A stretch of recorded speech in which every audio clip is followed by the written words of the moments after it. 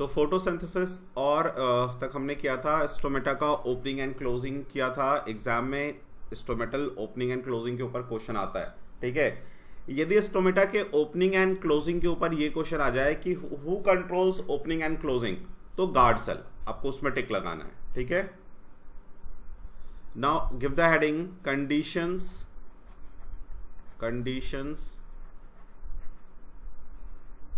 necessary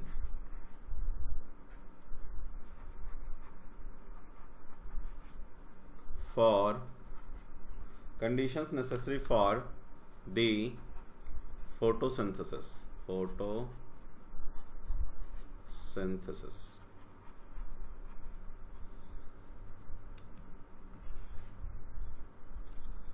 ठीक है।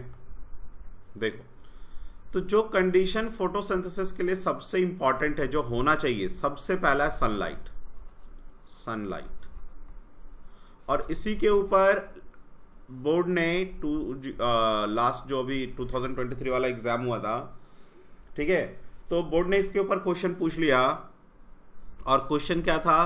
Question 2 marks का आया था कि क्वेश्चन ये था, yes, 2 green plants are kept separately in oxygen free container, one in the dark and other in the sunlight. It was observed that plant kept in dark could not survive longer. Give reason for this observation. ठीक है, तो पहले हम sunlight के बारे में लिख लेते हैं। देखो, sunlight very important for photosynthesis. तो सनलाइट को कैप्चर कौन करता है? Captures bye chlorophyll. कल मैंने आपको यह भी बताया था, क्लोरोफिल में ऐसा क्या है कि ये सनलाइट को कैप्चर कर लेता है। तो ये मैग्नीशियम मेटल का बना होता है। और याद करो कि मेटल को यदि तुम हीट करोगे तो वो गेन कर लेता है ना हीट एनर्जी, ठीक है। तो क्लोरोफिल में मैग्नीशियम मेटल होता है। दिस इज द रीजन कि वो सनलाइट को कैप्चर कर पाता है। मैकेनिज्म है उसके पास, और बाकी और भी मैकेनिज्म है, ठीक है ना, कैप्चरिंग करने का, लेकिन उसमें मैग्नीशियम मेटल होता है। ये क्वेश्चन में आ जाता है ऑब्जेक्टिव में। सेकेंड पॉइंट, इसका एक ग्राफ है, देखो, नहीं उससे पहले एक चीज और है कि सनलाइट की इंटेंसिटी, उसकी क्वालिटी मीन्स फ्रीक्वेंसी, क्वालिटी का मीनिंग होता है फ्रीक्वेंसी, कलर, ठीक है ना। इंटेंसिटी, क्वालिटी या फ्रीक्वेंसी एंड ड्यूरेशन,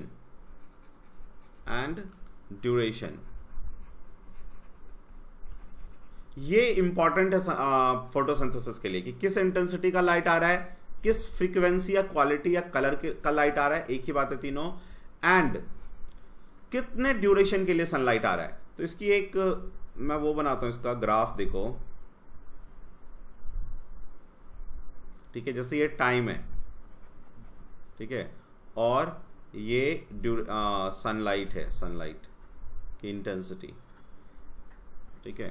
इसके ऊपर भी क्वेश्चन पहले पूछा हुआ है, लेकिन अब तो ग्राफ हटा दिया है, ठीक है, हमारे सिलेबस से। देखो, तो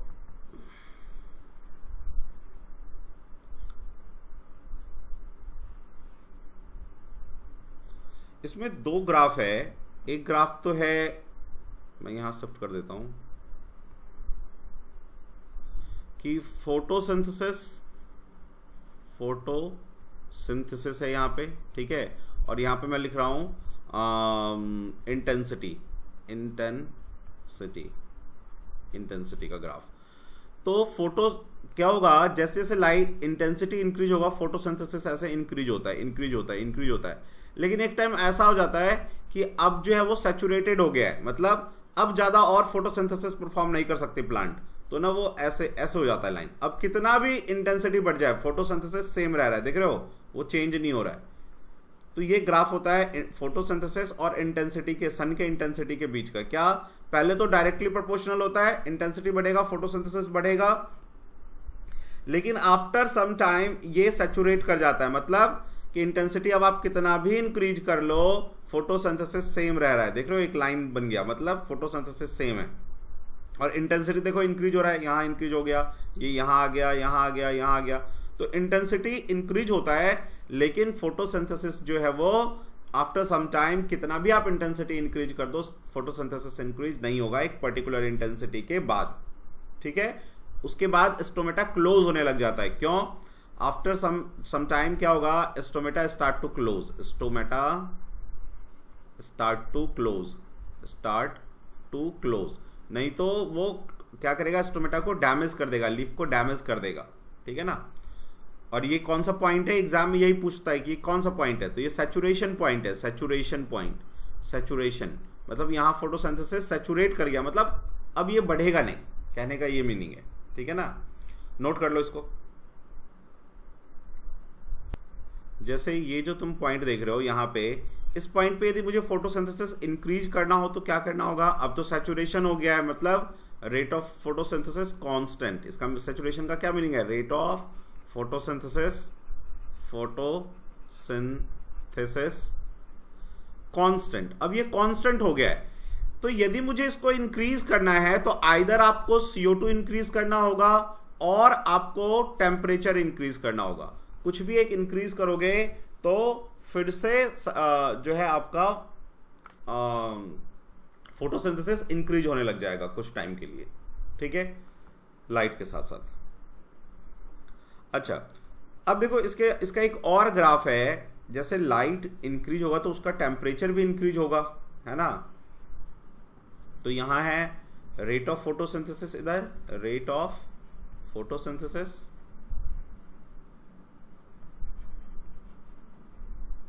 और इधर मैं लिख रहा हूं टेम्परेचर, टेम्परेचर। ठीक है ना। तो इसमें देखो क्या होता है, ऐसे होता है ग्राफ, थोड़ा शार्प बन गया, चलो ठीक है। मतलब देखो, यदि आप टेम्परेचर को इंक्रीज करोगे तो फोटोसिंथेसिस थोड़ा स्लोली इंक्रीज होता है, इंक्रीज होगा, इंक्रीज होगा, इंक्रीज होगा, इंक्रीज होगा। ठीक है। और यदि आपने एक मैक्सिमम लेवल तक, यहाँ पे फोटोसिंथेसिस अपने मैक्सिमम लेवल पे पहुंच गया, ठीक है ना, और इसके बाद ये डिक्रीज होने लग जाएगा, टेम्परेचर ज्यादा इंक्रीज होगा तो। क्यों? यहाँ पे क्या हो गया, फोटोसिंथेसिस एट मैक्स, मैक्स पे है। इसके बाद क्या हो जाएगा, stomata start to close, stomata start to close, start to close, नहीं तो वो स्टोमेटा को जला देगा। देखो, तो ये तो सनलाइट और टेम्परेचर का जो है ना हमने रिलेशन देखा। ठीक है। अच्छा, यहीं से क्वेश्चन क्या आया था, यहीं से क्वेश्चन क्या आया तुम्हारा, जो 2023 में क्वेश्चन आया है अपना, 2023 में क्वेश्चन क्या था, क्वेश्चन था क्वेश्चन नंबर 24 जो सेट मेरे पास है। 2 green plants are kept separately in oxygen free container. तो 2 कंटेनर है ऐसा, और दोनों ही ऑक्सीजन फ्री है, मतलब दोनों में ऑक्सीजन नहीं है। ठीक है। और 2 ग्रीन प्लांट रख दिया। ठीक है, 2 ग्रीन प्लांट रख दिया, एक यहां पर रख दिया, एक यहां पर रख दिया, green plant A and B, both is devoid of oxygen, oxygen नहीं है दोनों में। वन इन द डार्क, एक को डार्क में रख दिया और एक को लाइट में रखा, लाइट। कह रहा है it was observe that the plant kept in dark could not survive longer, give the reason for this observation. तो हम ऐसे ही बना लेंगे पहले आंसर में, कैसे लिखेंगे, देखो एग्जाम में क्वेश्चन लिखते कैसे हैं, ये भी एक बहुत इंपॉर्टेंट बात है। पहले हम लिखेंगे क्वेश्चन नंबर 24, ऐसे लिख दे, मान लो क्वेश्चन नंबर 24 है ये, ठीक है ना। फिर उस लाइन को छोड़ देंगे, फिर लिखेंगे आंसर, बोर्ड ऐसे कहता है तो हमें ऐसे करना चाहिए। फिर क्या लिखेंगे, आंसर 24, और फिर लिखना स्टार्ट करेंगे अपना आंसर। ठीक है। तो हम क्या लिखेंगे इसका आंसर, ये ड्रॉ करने के बाद इसमें लाइट है तो यहां पे तुम थोड़ा सन ड्रॉ कर दो ऐसे, सन। तो हम लोग यहां पे लिखेंगे सनलाइट इज, सनलाइट, आंसर आएगा sunlight is very important, very important, important for photosynthesis, photosynthesis. because it performs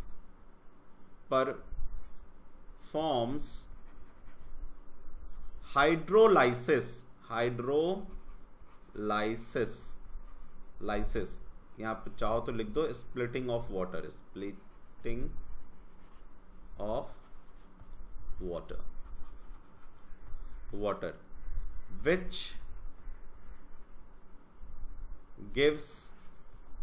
which gives hydrogen and oxygen। ठीक है, ये फर्स्ट पॉइंट लिख दिया। ठीक है, सेकंड पॉइंट में फिर हम लोग लिखेंगे क्या, 6 CO2 प्लस 12 वाटर। ठीक है, यहां लिख देंगे सनलाइट एंड क्लोरोफिल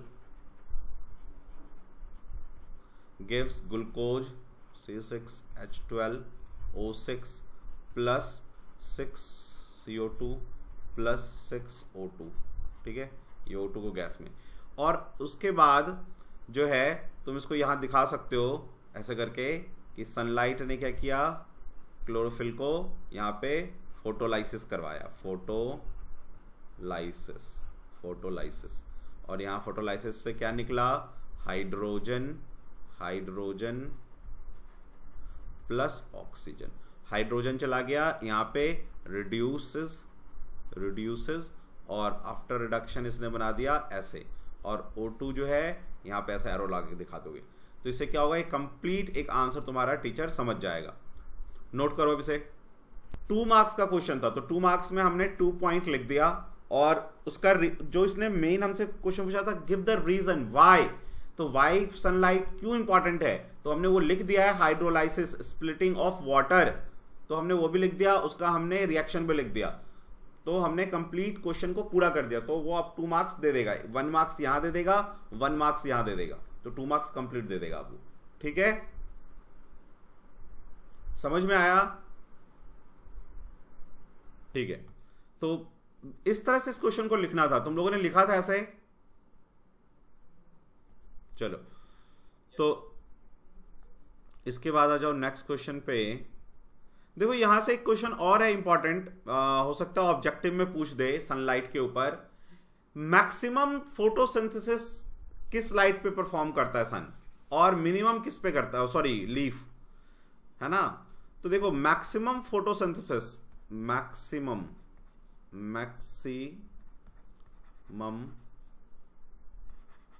फोटोसिंथेसिस कब होता है, किस लाइट पे, और मिनिमम फोटोसिंथेसिस किस लाइट पे होता है, मिनिमम।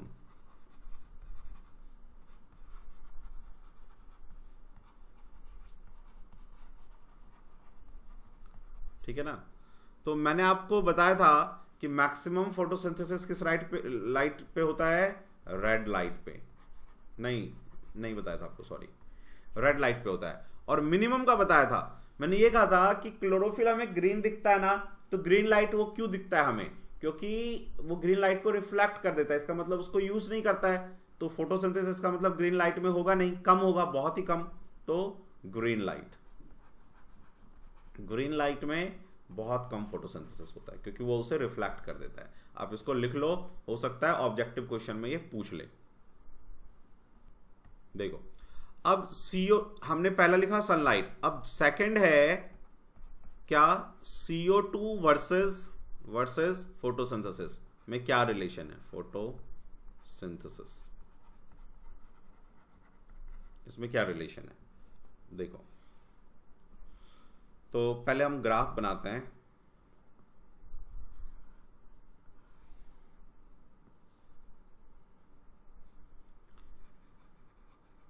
रेट ऑफ फोटोसिंथेसिस, और यहां पे हम लोग लिख देते हैं CO2। ठीक है, तो इसका ग्राफ भी क्या होता है कि जैसे जैसे CO2 का लेवल बढ़ेगा फोटोसिंथेसिस इंक्रीज होगा फोटोसिंथेसिस। अब यहाँ पे ये मैक्सिमम पे पहुंच गया। अब इसके बाद तुम कितना भी CO2 बढ़ा दो, फोटोसिंथेसिस कांस्टेंट हो जाएगा, अब कांस्टेंट रहेगा, है ना। तो इस पॉइंट पे देखो यहाँ पे क्या है, photosynthesis is directly proportional to CO2। यहाँ पे क्या है, मैक्सिमम फोटोसिंथेसिस है यहाँ पे। और यहाँ पे अब इसके बाद ये जो है ये वाला पॉइंट यहाँ पे क्या कर गया, कांस्टेंट हो गया, रेट ऑफ फोटोसिंथेसिस कांस्टेंट हो गया। अब आप कितना भी CO2 इंक्रीज करो, फोटोसिंथेसिस इंक्रीज नहीं होगा। ठीक है, नोट करो इसको। ठीक है तेजस, समझ में आया तुम्हें क्वेश्चन क्या पूछा इसने पूछा कि सर यदि मैं यहाँ पे इस लेवल पे यदि हम इंक्रीज कर दें सनलाइट को तो क्या फोटोसिंथेसिस इंक्रीज होगा क्या। देखो एक होता है लिमिटिंग फैक्टर, ठीक है ना, लिमिटिंग फैक्टर समझो इसको क्या है। लिमिटिंग फैक्टर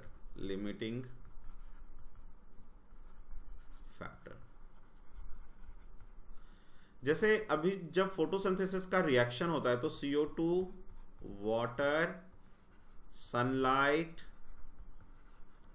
और बनता है हमारा ग्लूकोज C6H12O6 और आगे जो भी बनता है, खैर वो नहीं भी लिखेंगे तो चल जाएगा। अरे वहां देखना एक बार मैंने वाटर लिखा था अभी इससे पहले या वो लिख दिया था गलती से, CO2 लिख दिया था। अरे ये यहां पे ना ये थोड़ा इसको करेक्ट करो, ये CO2 लिख दिया मैंने, इसको करेक्ट करो, ये 6 वाटर है, this is 6 water not CO2।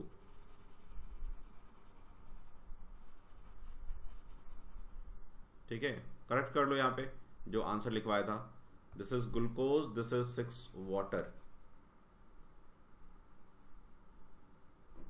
कर लिया करेक्ट? Yes sir. हाँ, और 6 वाटर। ठीक है, सुनो देखो, सपोज करो कि ये 3 ग्राम है हमारे पास, ठीक है, और 6 मान लो ये 6 मोल है और ये 12 मोल है, 6-12 होता है ना ये, ठीक है। तो ये 6 मोल है, ये 12 मोल है, तो हर 6 मोल CO2 के लिए मुझे 12 मोल वाटर चाहिए, समझ गए। अब मैं क्या कर रहा हूं कि वाटर इंक्रीज किए जा रहा हूं और सनलाइट इंक्रीज किए जा रहा हूं। वाटर भी इंक्रीज कर दिया, 24 कर दिया, सनलाइट को भी इंक्रीज कर दिया, लेकिन CO2 6 है तो फोटोसिंथेसिस होगा नहीं हो पाएगा, ठीक है ना। ये एक लिमिटिंग फैक्टर का काम करता है।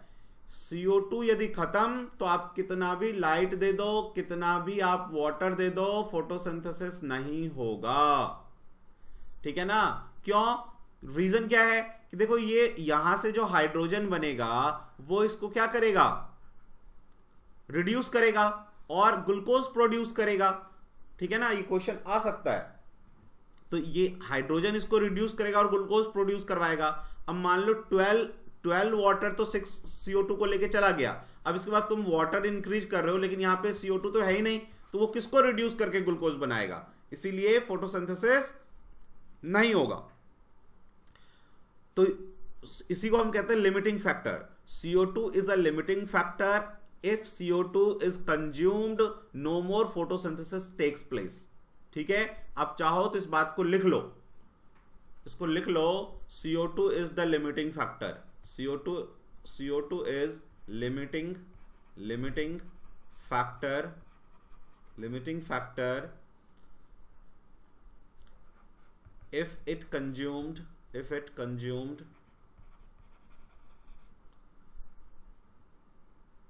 and if it consumed no more photosynthesis takes place, no more photosynthesis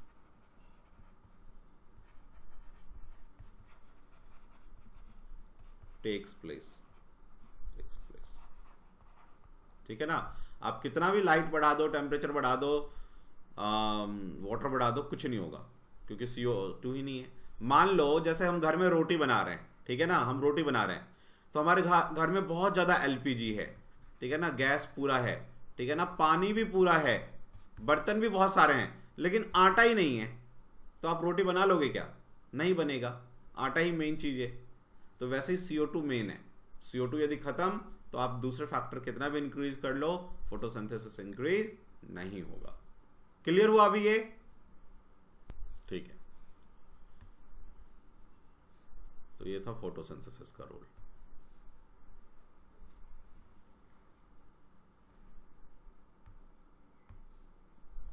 चलो अब आ जाओ, अब लिखो water versus photosynthesis, water versus photosynthesis.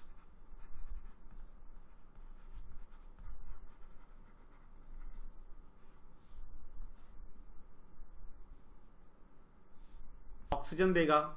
यदि हमसे क्वेश्चन पूछ दे कि why water is important for photosynthesis, अच्छा रुक, चलो ठीक है, एक्चुअली एक एक्टिविटी था सनलाइट का भी और उसका भी CO2 का, वो मुझे करवाना था, मैं करवा दूंगा, इस रिलेशन के बाद करवा दूंगा। देखो, तो water is very important component for the photosynthesis. क्यों? क्योंकि ये स्प्लिट होकर हाइड्रोजन आयन और ऑक्सीजन देता है, ठीक है, जो कि हाइड्रोजन जाके CO2 को रिड्यूस करके ग्लूकोज देगा। एग्जाम में आए तो तुम ऐसे लिखोगे इसको। और ऑक्सीजन क्या करेगा? ऑक्सीजन प्लांट छोड़ देता है so that we can breathe, है ना। अब एक बात देखो, CO2 यदि है तो फोटोसिंथेसिस होगा, और ऑक्सीजन है चाहे नहीं है उससे कोई फर्क पड़ेगा क्या? बोलो मुझे, ऑक्सीजन है चाहे नहीं है, फोटोसिंथेसिस पे कोई फर्क पड़ेगा क्या? कोई फर्क नहीं पड़ेगा। फोटोसिंथेसिस के लिए ऑक्सीजन जरूरत ही नहीं है, CO2 चाहिए। अच्छा, मैक्सिमम CO2 देखो, जो हमारे एटमॉस्फेयर में CO2 हम डिफरेंट एक्टिविटीज की वजह से जो रिलीज होता है CO2, उसमें से मैक्सिमम CO2 जो है ना, कौन ले लेता है? C। Y C? 70% to 72% CO2 जो है, 72% CO2 C ले लेता है, क्योंकि C में बहुत सारे ग्रीन प्लांट्स हैं, है ना। बाकी जो टेरेस्ट्रियल हैं, टेरेस्ट्रियल प्लांट्स, ठीक है ना, वो बाकी ले लेते हैं CO2, समझ गए। मैक्सिमम C लेता है। अब यदि C में देखो, यहां से क्वेश्चन बन सकता है कि मान लो ऐसा पूछ ले कि C में क्या हो गया, बहुत सारा ऑयल जो है ना चला गया, बहुत सारा ऑयल फैल गया C में, ठीक है ना, तो बताओ क्या प्रॉब्लम होगा। तो C में यदि बहुत सारा ऑयल चला गया तो ऑयल क्या करेगा? ऑयल अपना एक लेयर बना लेगा वाटर के ऊपर, है ना, और वो एटमॉस्फेरिक CO2 को डिफ्यूज नहीं होने देगा। कहां? पानी में। और ऑक्सीजन को भी नहीं होने देगा। CO2 को नहीं होने देगा तो ऑक्सीजन को भी तो नहीं होने देगा, ये डिफ्यूज नहीं होने देगा, कम हो जाएगा। तो जो प्लांट हैं यहां पे वो CO2 को कंज्यूम नहीं कर पाएंगे, तो हमारे एनवायरनमेंट में CO2 ज्यादा बढ़ने लग जाएगा, which is harmful for all the human being and livings, के लिए हार्मफुल है, ठीक है। ऑक्सीजन भी डिफ्यूज नहीं हो पाएगा। क्यों? क्योंकि ऑयल आ गया यहाँ पे लेयर, तो जो एनिमल है, एक्वेटिक एनिमल, उनकी डेथ होने लग जाएगी। तो ये बहुत ही डेंजरस है। ऑयल यदि फैल गया, यदि या कोई भी ऐसा कुछ कंडीशन हो गया कि CO2 जा नहीं पा रहा है या ऑक्सीजन डिफ्यूज नहीं हो पा रहा है, तो ये कॉन्सिक्वेंसेस आएंगे, ठीक है। क्लियर हो गया? Yes sir. इसको नोट करने की जरूरत नहीं है, ठीक है। वाटर का पूछे तो तुम बस वही फोटोसिंथेसिस वाला जो है ना डायग्राम वो बना देना, रिएक्शन, और वो दिखा देना कि हाइड्रोजन जाएगा रिडक्शन के लिए, ऑक्सीजन छोड़ देगा हमारे लिए, ठीक है। तो ये वाटर का रोल हमने कर लिया। अच्छा, इसके बाद देखो एक आपका जो है एक्टिविटी है NCERT में, ठीक है ना। इस एक्टिविटी को हम कहते हैं आयोडीन टेस्ट, बहुत ही इंपॉर्टेंट है।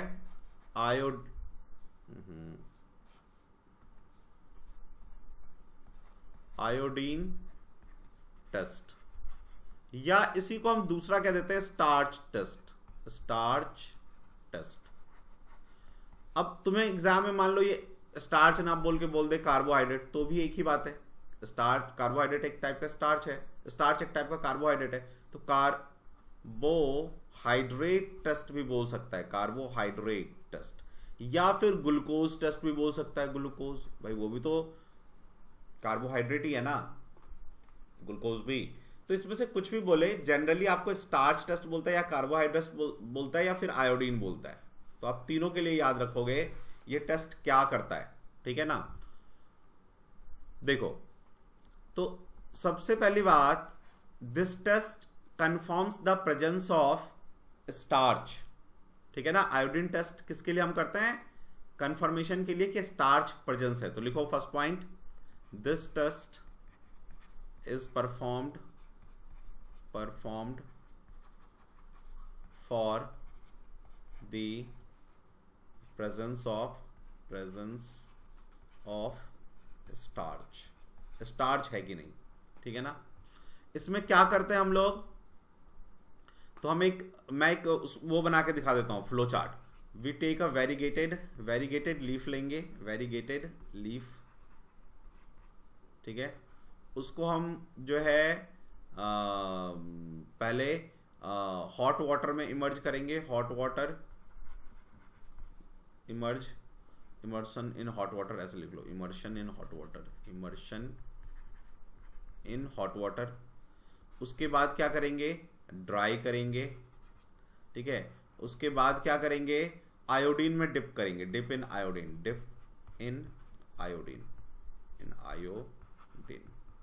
ठीक है ना।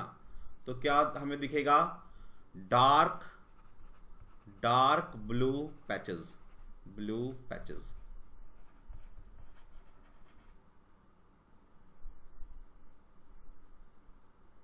है ना, डार्क ब्लू पैचेस दिखेगा। जैसे मान लो हमने ये एक लीफ ले लिया, ठीक है, और इस लीफ में वेरीगेटेड लीफ का मतलब क्या है? उसमें ऐसे ग्रीन तुम्हें ना पिगमेंट दिखेगा ऐसे, ठीक है ना। फिर इसको हमने क्या किया? आयोडीन टेस्ट किया, आयोडीन टेस्ट, मतलब आयोडीन में डिप किया। तो जो आपका ये ग्रीन था, ठीक है ना, वो अब कैसा पैच बन जाएगा? अब वो पैच जो है आपका डार्क ब्लू पैच बन जाएगा, डार्क ब्लू हो जाएगा। देखो ये डार्क ब्लू हो जाएगा। So it confirms that there is a starch. ये कंफर्म कर देता है कि स्टार्च है, ठीक है। क्लियर हुआ? ये नोट कर लो, डायग्राम भी बना लो, ठीक है ना। अपने आंसर को इतने वे में लिख देना चाहिए एग्जाम में कि एग्जामिनर नंबर काटने का ना उसको कहीं भी जगह मिले नहीं। देखो, और ये क्यों चला गया मेरे का? देखो, तो अब हम लोग फोटोसिंथेसिस हमारा खत्म हो गया है। इसमें एक दो क्वेश्चन और है जो ऑब्जेक्टिव में भी पूछ ले। जैसे एक क्वेश्चन कि भाई हमने फोटोसिंथेसिस के लिए रॉ मटेरियल चाहिए, CO2, वाटर चाहिए, है ना, और सनलाइट चाहिए, सनलाइट। इसके अलावा भी कुछ चाहिए होता है क्या? यस, है ना। फोटोसिंथेसिस के लिए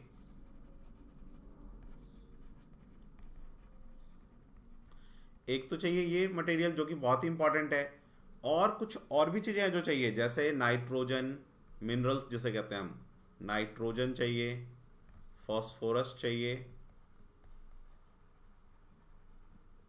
ठीक है, नाइट्रोजन एंड फॉस्फोरस, ठीक है ना, ये बहुत ही इंपॉर्टेंट है। And some other minerals. तो ये मिनरल्स प्लांट कहाँ से लेता है? सॉयल से, ठीक है ना। ये मिल जाएगा प्लांट को सॉयल से। अच्छा, नाइट्रोजन प्लांट के लिए क्यों इंपॉर्टेंट है? Because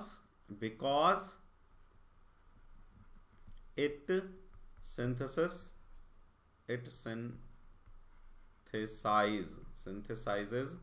synthesizes protein. आगे नाइट्रोजन से ही प्रोटीन बनेगा, ठीक है ना। तो इसीलिए ये नाइट्रोजन इंपॉर्टेंट है। अच्छा, नाइट्रोजन किस फॉर्म में, प्लांट जो है ना किस फॉर्म में नाइट्रोजन लेती है? तो इनऑर्गेनिक नाइट्रेट और नाइट्राइट, ठीक है ना। नाइट्रोजन फॉस्फोरस वैसे भी ये कैसे सब्सटेंस है, इनऑर्गेनिक सब्सटेंस, इनऑर्गेनिक। अब ये पूछ सकते हो कि सर ऑर्गेनिक और इनऑर्गेनिक में क्या डिफरेंस है। जहां भी कार्बन होता है वो ऑर्गेनिक होता है, और जहां कार्बन नहीं होता वो इनऑर्गेनिक होता है। तो ये नाइट्रोजन फॉस्फोरस ये इनऑर्गेनिक है। तो नाइट्रोजन जो है प्लांट किस फॉर्म में लेती है, तो एक नाइट्रेट्स जो कि NO3 माइनस होता है, NO3 माइनस, और नाइट्राइट्स के फॉर्म में N3 माइनस, ठीक है ना। तो नाइट्रेट के फॉर्म में लेती है या नाइट्राइट के फॉर्म में लेती है प्लांट नाइट्रोजन को, ठीक है ना। जिसमें आपने पढ़ा होगा nitrogen synthesis by which bacteria, rhizobium bacteria nitrogen को सिंथेसिस करता है ना। कहां पे, रूट नोड्यूल्स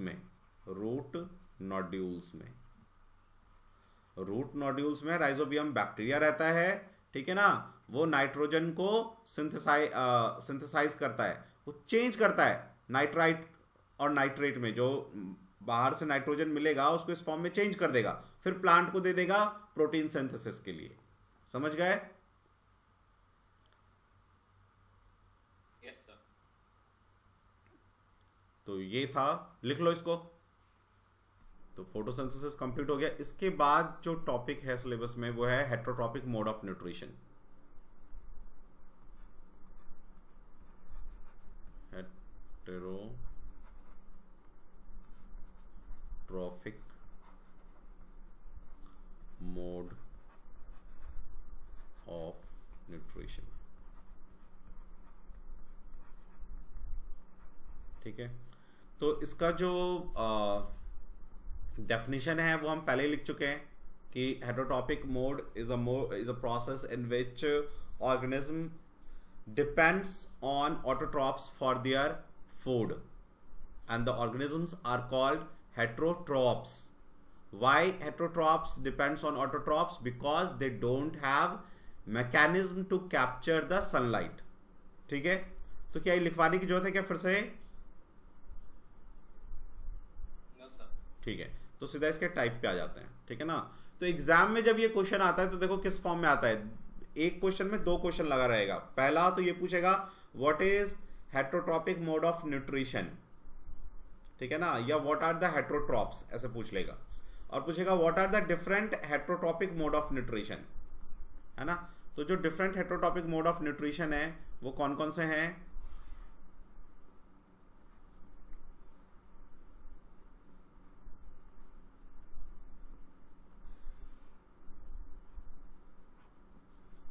तो जो फर्स्ट है उसे हम कहते हैं होलोजोइक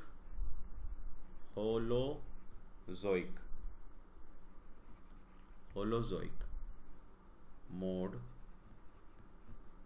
ऑफ न्यूट्रिशन, या होलोजोइक न्यूट्रिशन, मोड मत लिखो, होलोजोइक न्यूट्रिशन।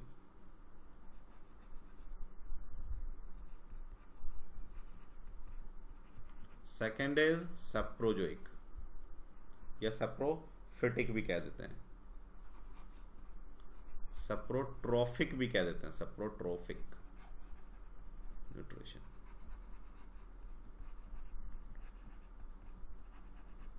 और थर्ड इज पैरासिटिक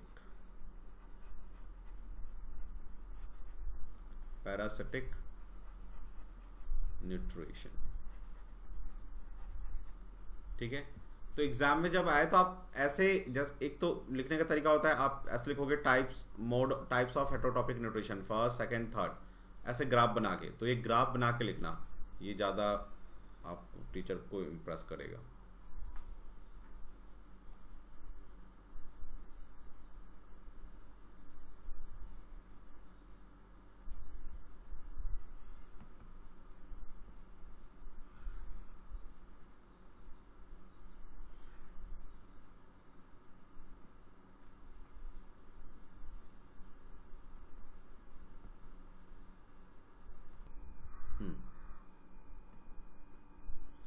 देखो, जो होलोजोइक मोड ऑफ न्यूट्रिशन है, होलोजोइक जो है इसमें इसमें कोई भी एनिमल क्या करता है, होलो मीन्स होता है होल यानी गट, गट जैसे हमारा स्टमक है वो हमारा गट सिस्टम है, गट मतलब इनसाइड द बॉडी, ठीक है ना। तो होलोजोइक एनिमल्स क्या करेंगे, होलोजोइट्स कहते हैं उनको, वो फूड को पहले अपने गट के अंदर ले जाते हैं मतलब बॉडी के इनसाइड, और वहां उसको डाइजेस्ट करते हैं, समझ गए। तो लिखो इसमें organisms that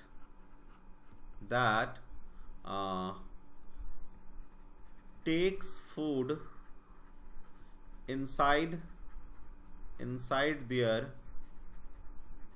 gut and digest it, called holozoites,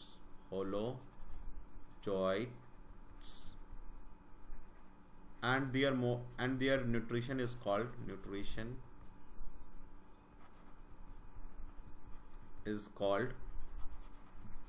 holozoic.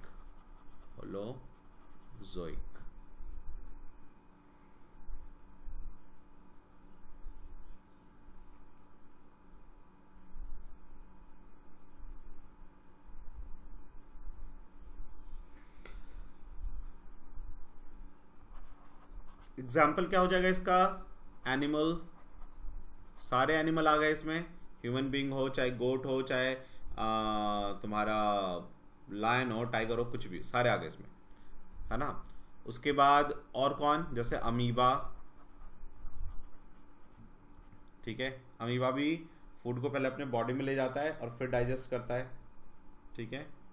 तो एनिमल, सारे एनिमल आ गए इसमें, ह्यूमन बीइंग भी और अमीबा। Paramecium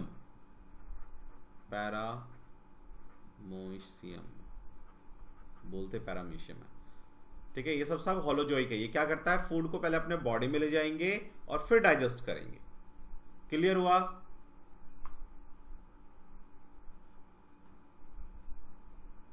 yes sir. ठीक है, सेप्रोजोइक में लिखो। नेट डिस्कनेक्ट हो गया। किसका? ओके, आ गया अभी? सर अभी तो डिस्कनेक्ट है बोल रहा है।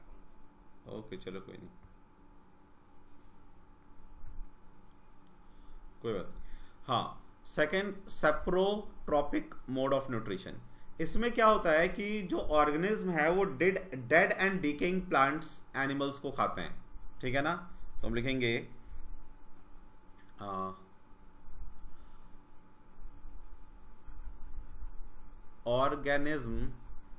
organisms which feed on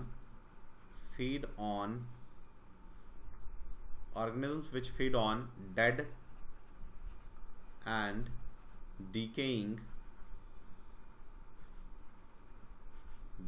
decaying plants or animal are called saprozoites,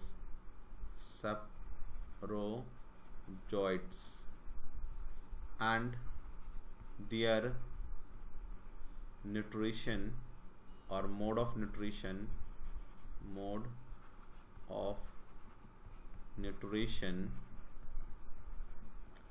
is called saprotrophic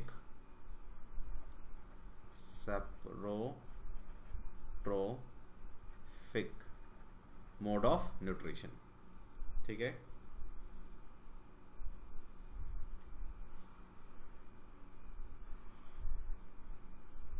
second point देखो, ये क्या करते हैं सेप्रोजोइक एनिमल्स, क्या करते हैं, फॉर एग्जाम्पल के लिए तुम रख लो जैसे फंगी है ना, जो मशरूम हैं या ब्रेड मोल्ड्स हैं, ठीक है। ये सारे के सारे करते क्या हैं, अपने डाइजेस्टिव एंजाइम को किसी भी डेड और डिकेइंग प्लांट के ऊपर या एनिमल के ऊपर छोड़ देंगे, आउटसाइड द बॉडी उसको डाइजेस्ट कर देंगे, और जो न्यूट्रिएंट्स है ना उसको अपने बॉडी में एब्जॉर्ब कर लेते हैं। तो हम क्या लिखेंगे, they throw their digestive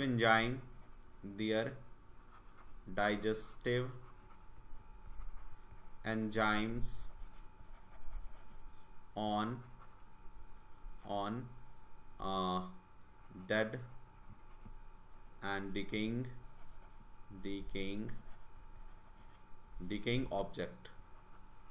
object and मैं इसके बाद यहाँ पे लिख रहा हूँ, ठीक है ना, फिर and digest the food outside the body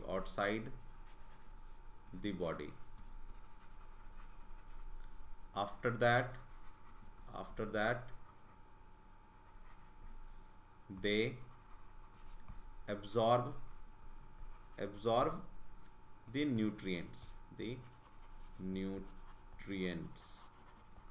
ठीक है। एग्जाम्पल कौन कौन हो जाएंगे, जैसे फंगी, है ना, मशरूम भी फंगी ही है, ब्रेड मोल्ड भी फंगी ही है, ब्रेड मोल्ड हो, मशरूम हो, कुछ भी हो, सब फंगी है। ईस्ट, बैक्टीरिया, ठीक है, लिख लो।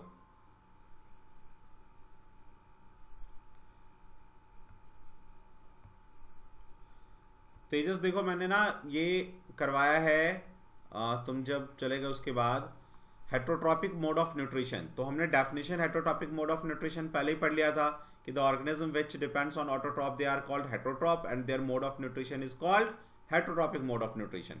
जो हेट्रोट्रॉपिक मोड ऑफ न्यूट्रिशन है वो 3 टाइप्स के होते हैं, होलोजोइक, सैप्रोजोइक या सैप्रोट्रॉपिक भी कहते हैं, और पैरासिटिक, समझे। तो होलोजोइक न्यूट्रिशन क्या होता है, ऐसा न्यूट्रिशन जिसमें ऑर्गेनिज्म क्या करता है, फूड को अपने बॉडी में ले जाता है। जैसे हम लोग क्या करते हैं, खाने को खाते हैं, अपने बॉडी के अंदर ले जाते हैं, जो हमारा डाइजेस्टिव सिस्टम है जिसको हम गट कहते हैं, ठीक है ना, उसमें ले जाएंगे और वहां अपने फूड को डाइजेस्ट करेंगे, है ना। तो that is called holozoic nutrition. जो एनिमल में होता है, सारे एनिमल, जैसे ह्यूमन बीइंग भी आ गए इसमें, कॉ भी आ गया, बफेलो भी आ गया, डॉग भी आ गया, सारे एनिमल, और अमीबा और पैरामीशियम, ये होलोजोइक न्यूट्रिशन परफॉर्म करते हैं। सेकेंड टाइप है saprotrophic nutrition, organism which feed on dead and decaying plants. ये डेड और डिकेइंग प्लांट्स को खाते हैं और एनिमल्स को, समझ गए। ये क्या करते हैं, अपने डाइजेस्टिव एंजाइम को जो डेड और डिकेइंग ऑब्जेक्ट है उसके ऊपर थ्रो कर देंगे, फेंक देंगे बाहर में, ठीक है ना, फिर उसको बाहर उसको सड़ा गला लेंगे, डिकम्पोज कर लेंगे, डाइजेस्ट कर लेंगे, और जब न्यूट्रिशन निकल जाएगा तो उस न्यूट्रिशन को अपने बॉडी में एब्जॉर्ब कर लेंगे, समझ गए। ऐसा करता कौन कौन है, फंगी, ईस्ट, बैक्टीरिया। अब मैंने एक चीज में ये कहा कि जो मशरूम है वो भी फंगी है, जो ब्रेड मोल्ड है, जब आप देखोगे ब्रेड के ऊपर, रोटी के ऊपर यदि थोड़ा दिन छूट जाए गलती से तो उसमें फूफंद आ जाता है, that is called bread mould, ठीक है ना। और मशरूम वो भी फंगी है। तो सारे के सारे फंगी, ईस्ट, बैक्टीरिया, ये सब कैसे हैं, सेप्रोट्रॉपिक हैं। ये सेप्रोट्रॉपिक मोड ऑफ सेप्रोजोइट्स हैं, और ये सेप्रोट्रॉपिक मोड ऑफ न्यूट्रिशन को एग्जिबिट करते हैं, परफॉर्म करते हैं। क्लियर हुआ तेजस? अभी पैरासिटिक हमने लिखा नहीं है, अभी इसको करेंगे, पहले इतने को लिख लो। देखो अब पैरासिटिक मोड को हम लोग लिख रहे हैं, ठीक है। देखो जो पैरासाइट्स है वो होस्ट के बॉडी में रहता है। जैसे मान लो ये ह्यूमन बीइंग है, ठीक है, ह्यूमन बीइंग है, एक मलेरिया का पैरासाइट आया और इसके बॉडी में चला गया, ठीक है ना। तो जो ह्यूमन बीइंग है वो क्या है, होस्ट है वो, ठीक है ना, वो होस्ट कर रहा है इसको, ठीक है। तो ये क्या करेगा,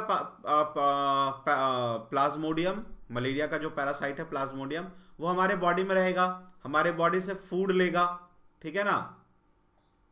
लेकिन ये बॉडी को फिलहाल, मतलब एट प्रेजेंट, जब वो एंटर करता है, जब तक फूड लेता है, किल नहीं करता है।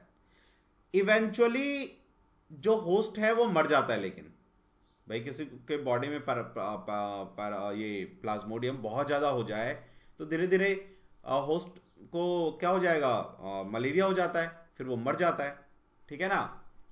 लेकिन जब ये फूड ले रहा होता है उस टाइम ये किल नहीं करता है। हम डिफरेंट कॉम्प्लेक्शन के आने की वजह से फिर जो होस्ट है वो मरने लग जाता है ना। जैसे कसकटा, कसकटा एक बेल है ना। वो क्या होता है, प्लांट में से लिपट जाता है और प्लांट से न्यूट्रिशन लेता है, तो लेता रहेगा लेता रहेगा लेता रहेगा, तो प्लांट का ग्रोथ कम हो जाएगा, है ना, क्योंकि उसका न्यूट्रिशन ये ले लिया। धीरे धीरे प्लांट जो है ना ड्राई हो जाएगा, सूख जाएगा। लेकिन हम लिखते ही हैं कि parasite takes food from the host but they don't kill the host, but the host eventually वो मर जाता है। समझ गए? तो लिखेंगे first point, parasites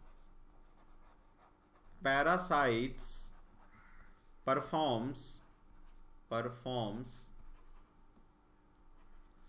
parasitic mode of nutrition, parasitic mode of nutrition. They live in host body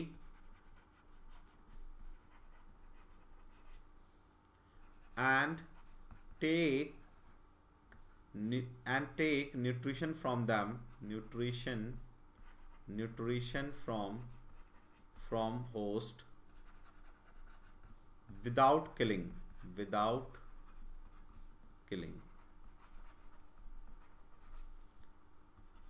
but sometimes host dies, मर जाता है होस्ट। ठीक है, एग्जाम्पल कौन कौन parasitic mode of nutrition perform करता है, जैसे कसकटा, जिसको हिंदी में कहते हैं अमरबेल, ठीक है ना। प्लाज्मोडियम जो मलेरिया परफॉर्म करवाता है, प्लाज्मोडियम क्या करता है, ये मलेरिया। ठीक है सर, टेपवर्म क्या बोलो? Sir, tapeworm. हाँ, टेपवर्म हमारे ऑर्गेनिज्म के इंटेस्टाइन में रहता है और फूड लेता है वहाँ से। अमीबा भी हमारे बॉडी में, बहुत सारे बैक्टीरियाज हमारे बॉडी में रहते हैं, बैक्टीरिया लिख सकते हो, बैक्टीरियाज, है ना, ये सब हमारे बॉडी में रहते हैं, है ना, और वहाँ से फूड लेते हैं और फिर एनिमल को, होस्ट को धीरे धीरे मार देते हैं, होस्ट मर जाता है धीरे धीरे। लेकिन ये पॉइंट लिखते हैं हम लोग, without killing them, they live in the host body and take food from the host without killing them, the host को किल नहीं करता ऐसे, लेकिन होस्ट मर जाता है इवेंचुअली।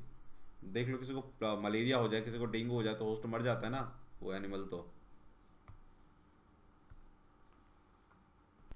डाइजेशन इन अमीबा, ठीक है, 2023 में क्वेश्चन आया हुआ है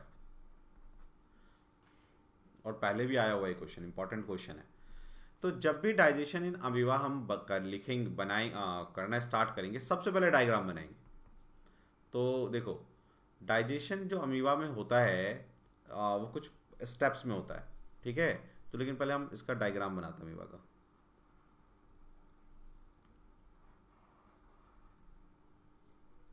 आप अमीबा कैसे बनाओ, बस आप कोशिश करना इस तरह का शार्प एज ना बने। अमीबा में शार्प एज नहीं होता, ठीक है।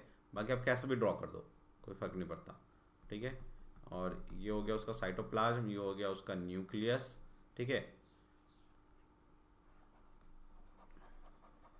अमीबा, ये हो गया उसका न्यूक्लियस, ठीक है। अभी क्या होगा, इसको यहां पे फूड दिखेगा, मान लो ये फूड है,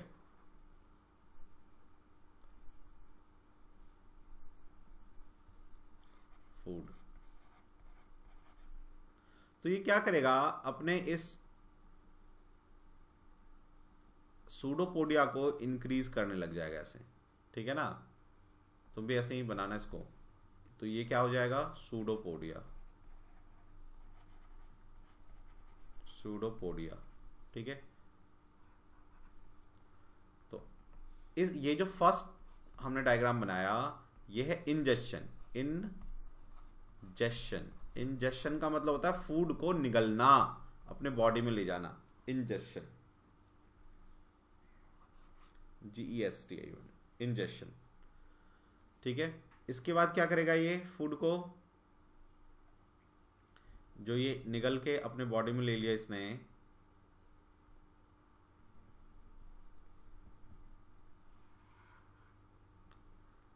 ठीक है, यहां पे ले लिया फूड को,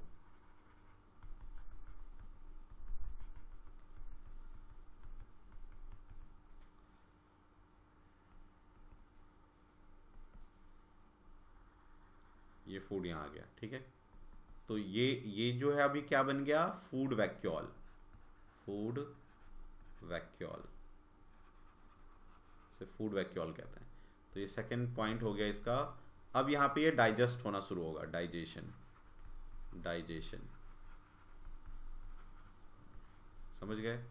जब डाइजेशन कर लेगा तो पूरे बॉडी में फिर उसको फैलाएगा, तो उसको हम एब्जॉर्प्शन करते हैं। इसमें एसिमिलेशन और एब्जॉर्प्शन एक ही स्टेप में हो जाता है, ठीक है ना। तो एब्जॉर्प्शन, क्योंकि सिंगल सेल का एनिमल है तो कहाँ कहाँ फैलाएगा, एब्जॉर्प्शन होता है इसमें।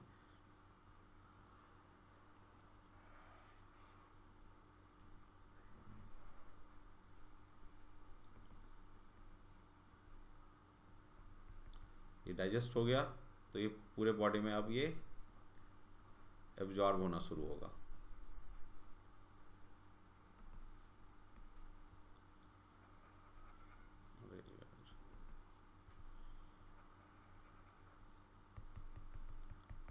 ये साइटोप्लाज्म, और ये क्या हो गया, फूड एब्जॉर्ब होना शुरू हुआ। इसके बाद फोर्थ स्टेप है, आप नीचे बनाते जाना, आपके पास पेपर होगा तो। फोर्थ स्टेप एब्जॉर्प्शन के बाद एसिमिलेशन,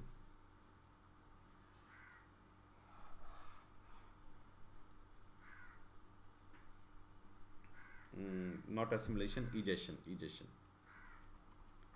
एसिमिलेशन तो एब्जॉर्प्शन में हो जाता है, इजेशन, इजेशन। तो इजेशन में क्या करेगा कि जो इसने फूड एब्जॉर्ब किया है उसमें जो वेस्ट पार्टिकल होगा, ठीक है ना, वेस्ट पार्टिकल, ठीक है ना, तो वेस्ट पार्टिकल जो है ना बॉडी से बाहर निकलने लग जाएगा। एरो है ये, ठीक है ना, यहाँ पे वेस्ट पार्टिकल ऐसे दिखा दो, है ना, removal of waste, removal of waste particles, ठीक है। तो ये इजेशन हो गया। तो इतने स्टेप में, 4 स्टेप में अमीबा में डाइजेशन होता है। नोट करो, बनाओ इस डायग्राम को पहले। चलो, तो अमीबा तो खत्म हो गया, तो अब हेडिंग डाल दो आप, डाइजेशन, डाइजेशन, क्योंकि दोनों मेंशन है एनसीईआरटी में, अमीबा का भी और पैरामीशियम का भी। तो डाइजेशन इन पैरामीशियम, पैरामीशियम। अरे रुको रुको रुको, हो स्टेटमेंट तो लिखवाया नहीं ना इसका, इसका स्टेटमेंट तो मैंने लिखवाया नहीं अमीबा का, ठीक है। पहले इसको लिखो, अमीबा का स्टेटमेंट लिखो, पहले लिखो, फर्स्ट पॉइंट लिखो, amoeba is a unicellular organism. Second point, it is omnivorous. Third point, performs holozoic mode of nutrition. Holozoic mode of nutrition, ठीक है। Third point. Fourth point, amoeba takes its food using pseudopodia। अब ये pseudopodia क्या है, using pseudopodia. amoeba takes its food using pseudopodia. Pseudopodia is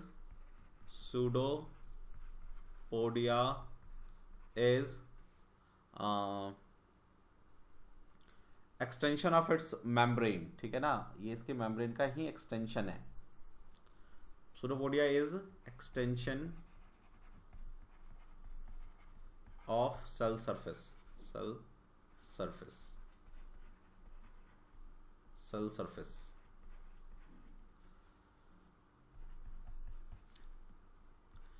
This way to obtain food, इस तरह से जो फूड खाते हैं इसको कहते क्या है? This way to obtain food is called endocytosis.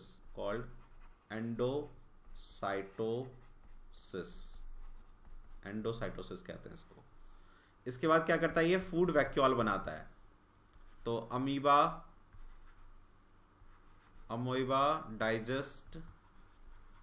digests its food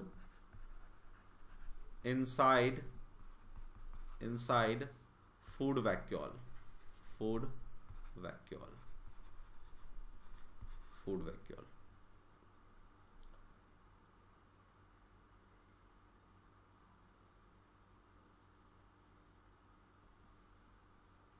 Amoeba digests its food inside food vacuole and then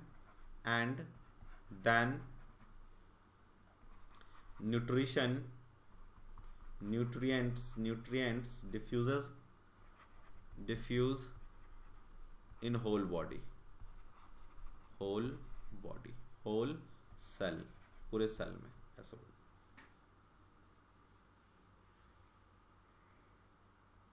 so this is the way कि अमीबा इस तरह से फूड लेगा, है ना. हमने डायग्राम बना दिया, उसमें हमने इंजेक्शन, डाइजेशन, एब्जॉर्प्शन और एक्सक्रीशन यानी इजेक्शन दिखा दिया है, ठीक है. उसके बाद हमने ये लिख दिया अमीबा के बारे, यहाँ से यहाँ तक तो अमीबा के बारे में है कि amoeba is a unicellular organism, omnivorous है और होलोजोइक है. उसके बाद हमने यहाँ से एक्सप्लेन कर दिया यहाँ से यहाँ तक कि वो कैसे फूड को ऑब्टेन करता है. तो वो सूडोपोडिया को एक्सटेंड करता है. सूडोपोडिया क्या है? उसका सेल सरफेस है, प्लाज्मा मेम्ब्रेन है ना. ये जो सूडोपोडिया को बढ़ा लेता है वो प्लाज्मा मेम्ब्रेन है एक्चुअल में, है ना. तो प्लाज्मा मेम्ब्रेन को एक्सटेंड करेगा, जिसे कहते हैं फूड सूडोपोडिया.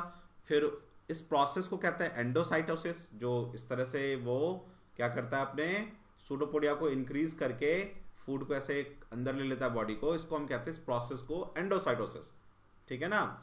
फिर अमीबा क्या करेगा? डाइजेस्ट करेगा फूड को इसी फूड वैक्यूल में, और पूरे बॉडी में फिर न्यूट्रिएंट जो है वो डिफ्यूज हो जाएगा डिफ्यूजन के थ्रू, ठीक है. और उसके बाद जो वेस्ट मटेरियल है उसको वो बाहर थ्रो कर देगा बॉडी के.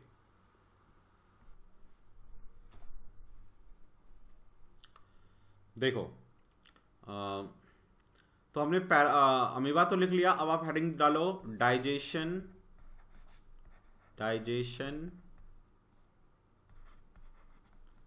इन पैरामीशियम. पैरामीशियम की स्पेलिंग ये होती है PARAMO, पैरामीशियम. डाइजेशन इन पैरामीशियम. तो हम पहले पैरामीशियम का एक डायग्राम बनाते हैं. देखो जो पैरामीशियम होता है ना वो हमारे सोल की तरह दिखता है, पैर के तलवे की तरह.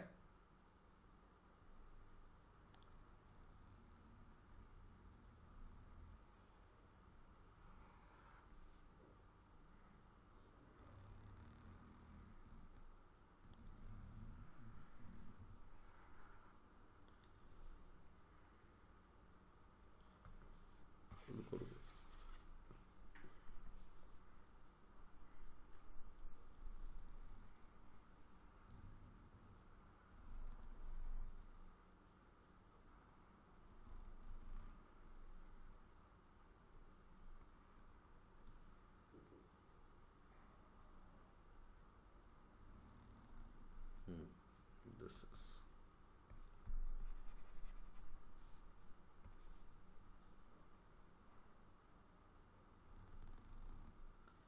डायग्राम अच्छा बनाना चाहिए. उसे टीचर जो है क्या करता है? मार्क्स अच्छे देता है. ठीक है, इसके बाद पैरामीशियम में क्या होगा ना, एक स्टार लाइक पूछता भी है कभी कभी कि बताओ एक स्टार लाइक जो है ना प्रेजेंस होता है किसी एक ऑर्गेनिज्म के बॉडी में, वो क्या होता है, तो पैरामीशियम होता है। ठीक है,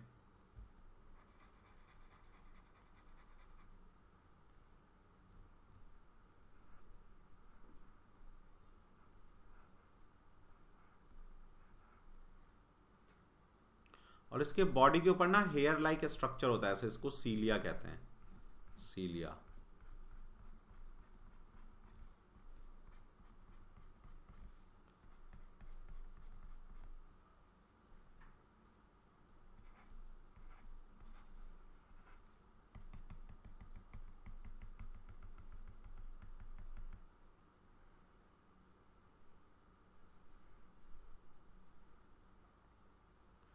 देखो, तो जैसे अमीबा क्या करता है ना, कहीं से भी, सुनो ध्यान से, अमीबा कहीं से भी सुडोपोडिया बना सकता है, यहां से बना सकता है, यहां से बना सकता है, यहां से बना सकता है, इसका कोई फिक्स पोजीशन नहीं है, ये पूरे बॉडी में फूड कहीं से भी इसके बॉडी के अंदर जा सकता है। लेकिन पैरामीशियम में क्या है ना, एक फिक्स लोकेशन है, ये वाला जो उसका माउथ है, ये जो देख रहे हो, ये this one, this one, this one. Exam में भी तुम इसको थोड़ा डार्क कर देना। So this is the mouth of the mouth. तो इसका एक फिक्स स्पॉट है जहां से वो फूड को लेगा, समझ गए? ये क्या है, सीलिया, सीलिया, हेयर लाइक स्ट्रक्चर। ठीक है, अब जैसे मान लो ये फूड पार्टिकल है, ये फूड पार्टिकल है, फूड, तो फूड को ये यहां से इसके माउथ में एंटर करेगा ये, ठीक है ना, फिर बॉडी में जाएगा फूड पार्टिकल, ठीक है ना, फूड वैक्यूल बनेगा, और फिर पूरे बॉडी में ये एब्जॉर्ब हो जाएगा, फूड पूरे बॉडी में एब्जॉर्ब हो जाएगा। समझ गए? तुम डायग्राम ये पेंसिल से बनाना एग्जाम में, और जो फूड को जो है ना ब्लैक पेन से या ग्रीन, अपना जो तुम्हारे पास पेन है ब्लू पेन, उससे बना लेना ताकि वो थोड़ा डिफरेंट लगे, अलग लगे।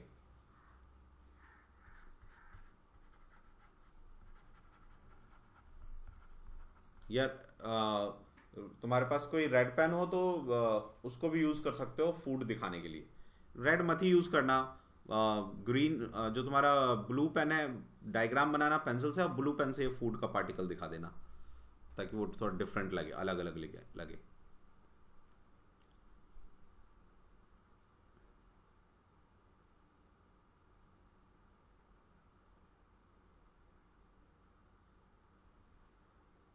ड्रॉ करो इसको चाहो तो लिख दो food vacuole, food vacuole.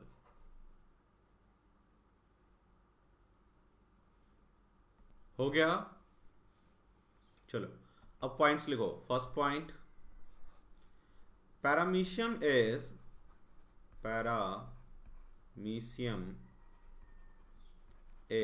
a unicellular organism, unicellular organism. Second point, it has a definite body shape. जैसे अमीबा शेप चेंज कर लेता है ना, ये शेप चेंज नहीं कर सकता, तो हम क्या लिखेंगे, it has a definite या fixed body shape। डेफिनेट लिख लो, डेफिनेट ज्यादा अच्छा, definite, it has a definite body shape. Third point, performs holozoic mode of nutrition, holozoic mode of nutrition. Fourth point,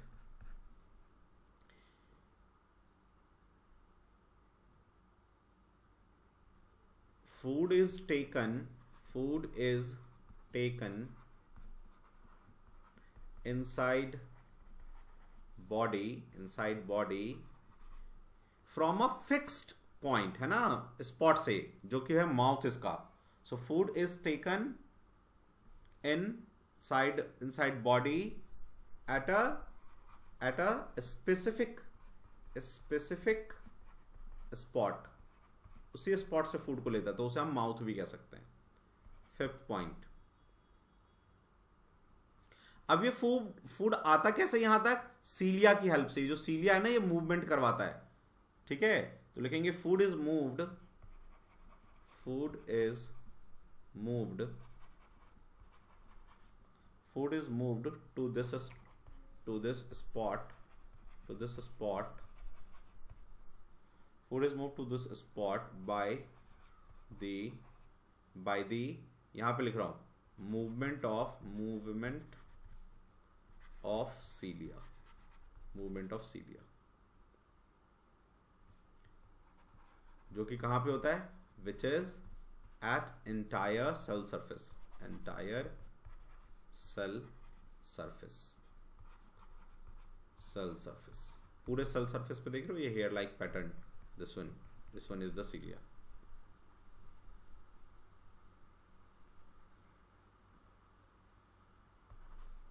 और 6 पॉइंट लिख देंगे, food is digested, food is digested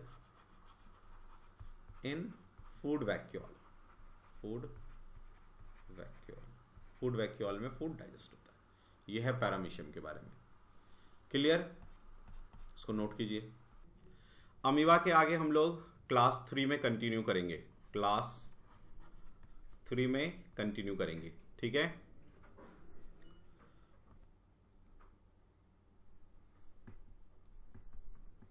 life process का next जो part है हम लोग next class 3 में continue करेंगे, ठीक है। साइंस की क्लासेस आप देख लो, Monday Wednesday Friday 4 to 5:30 PM, maths classes Tuesday Thursday Friday 4 to 5:30 PM। इस टाइम तक हम लोग अपलोड कर देंगे, आप लोग देख कभी भी सकते हो, ठीक है। और अपने क्वेश्चंस जो है आप हमें 9205330671 पे व्हाट्सएप कर सकते हो, जो भी डाउट हो, ठीक है। तो मिलते हैं नेक्स्ट क्लास में, तब तक के लिए बाय बाय।